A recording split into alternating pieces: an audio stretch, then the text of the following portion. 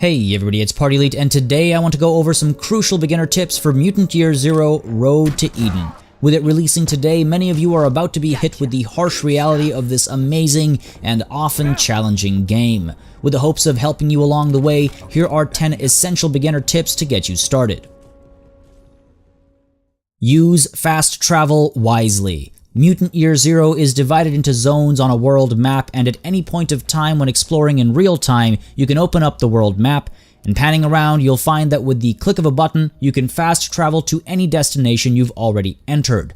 This can be used in a few ways. For one, if you're running around a region and you, say, collect enough scrap to buy more med kits or find weapon upgrades that could be helpful in an upcoming engagement you just scouted, you can fast travel all the way back to the Ark, make your upgrades and purchases as needed, and then fast travel right back to the zone you were in, ready to go.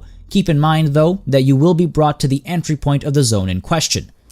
Another way to use this to your advantage is at the end of a zone. If you've cleared an area out and are right next to the entrance to the next area, go through to the next area before going back to the Ark or in another direction. This especially applies to areas that you might not want to go to yet.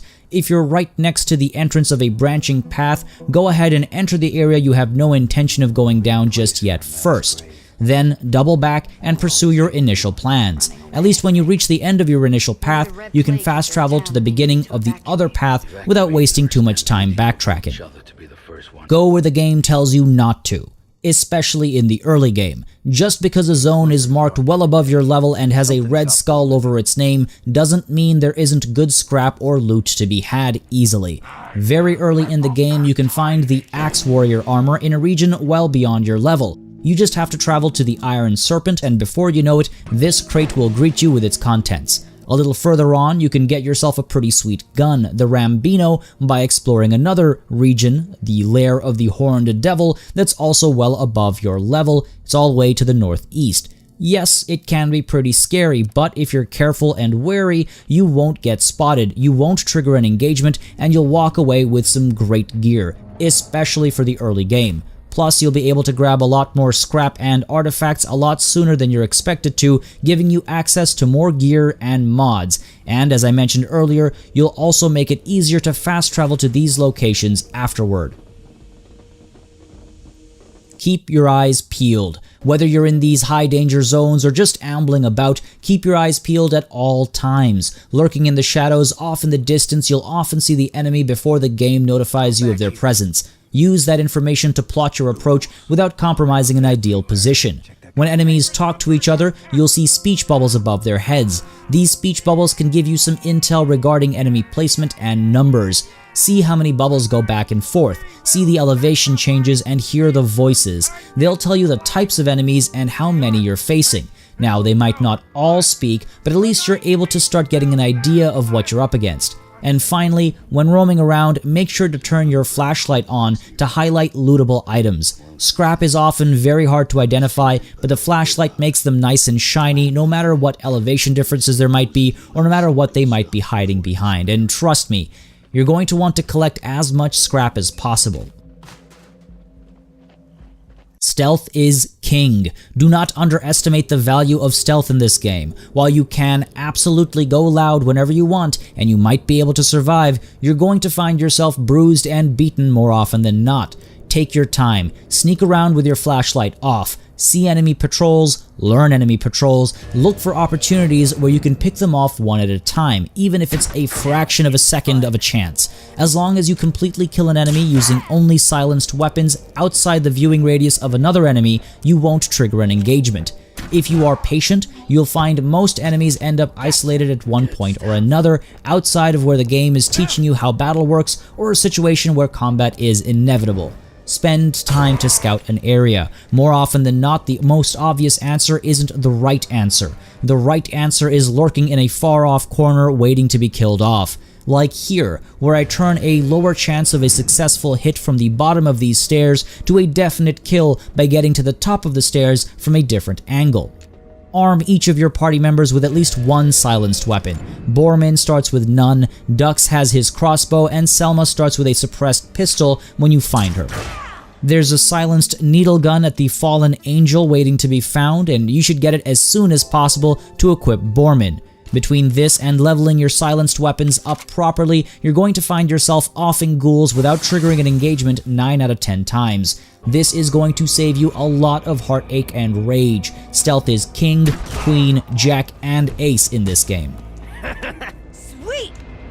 Move before first shots. You'll often find yourself triggering an ambush just outside optimal ranges. A 75% chance to hit is a 25% chance to miss. Basic math. And that basic math can be the difference between stealth and combat.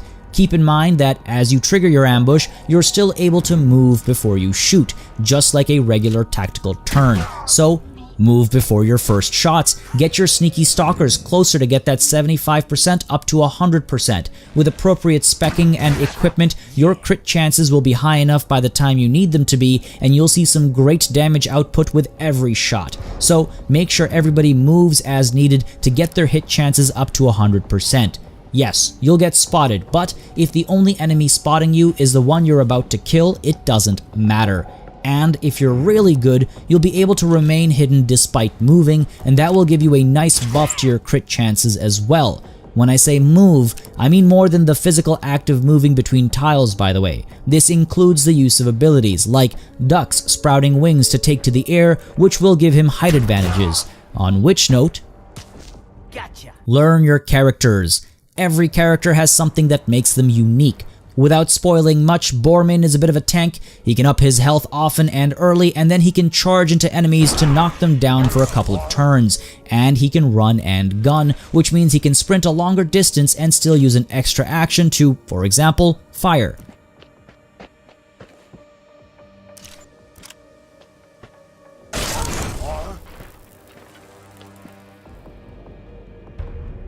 Dux is quite the silent killer, a bit of a sniper who's able to gain height by using his natural mutations, the moth wings that can be unlocked down the line.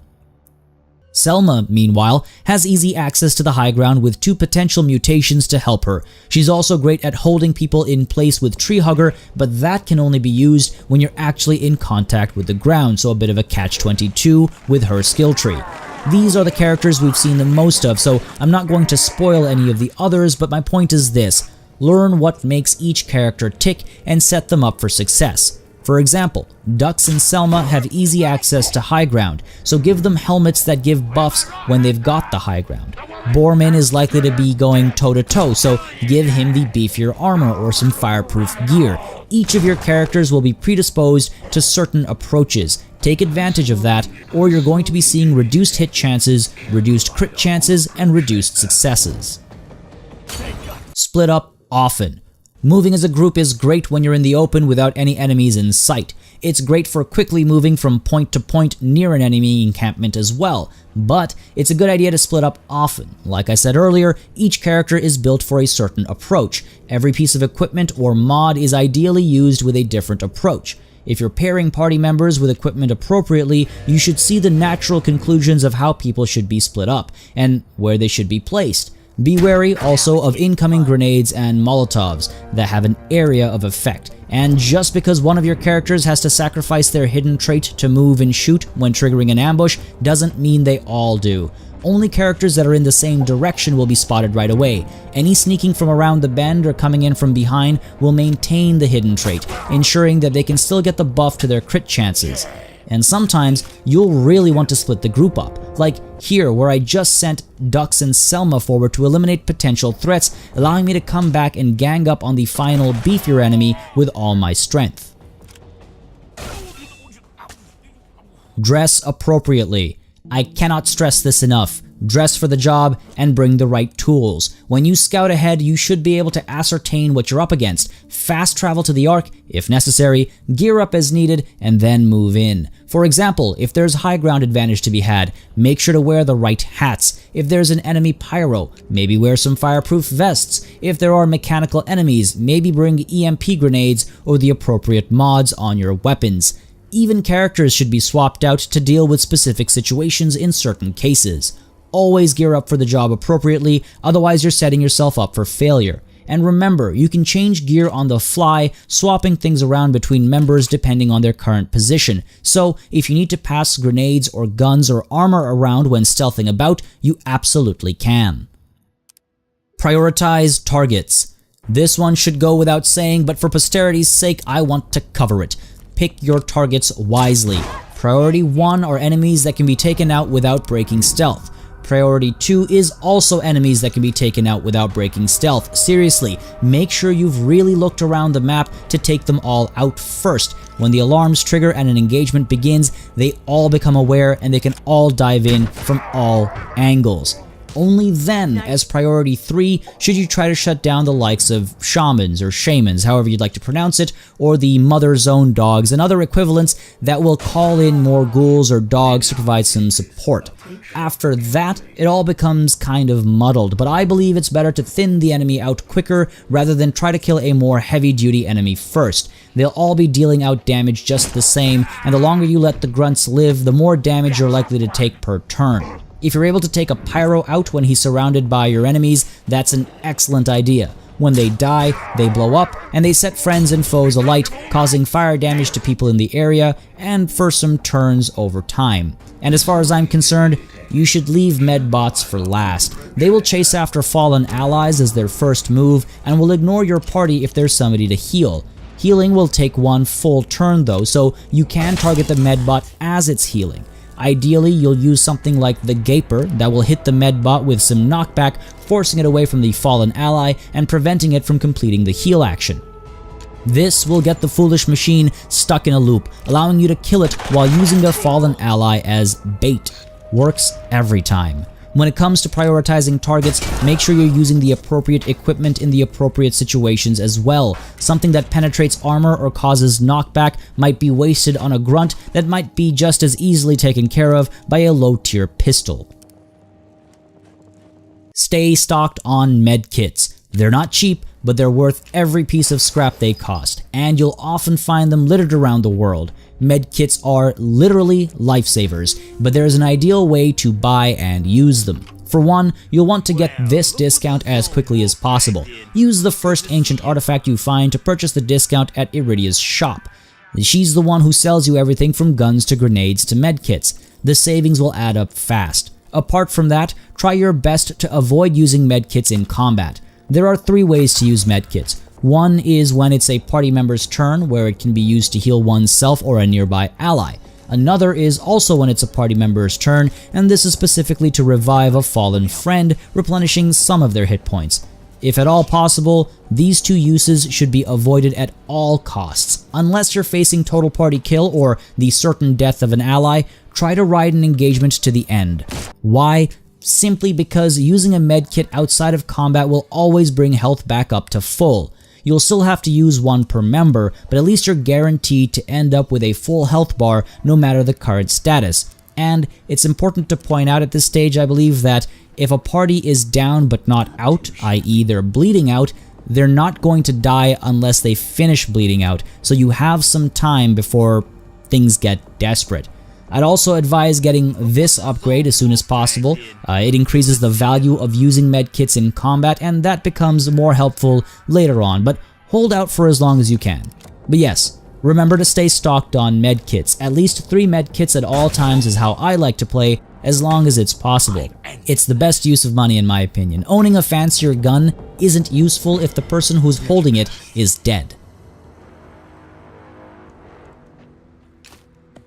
I hope you guys enjoyed these 10 essential tips for Mutant Year Zero, and I hope they help you as you start your adventures in the zone. I'm having a ton of fun with the game, and if you haven't picked it up yet, consider using the affiliate link in the description and under the I at the top right corner of the screen to support the channel as you buy. There's also a 10% discount with the promo code PARTYELITE that you can copy from the description below too.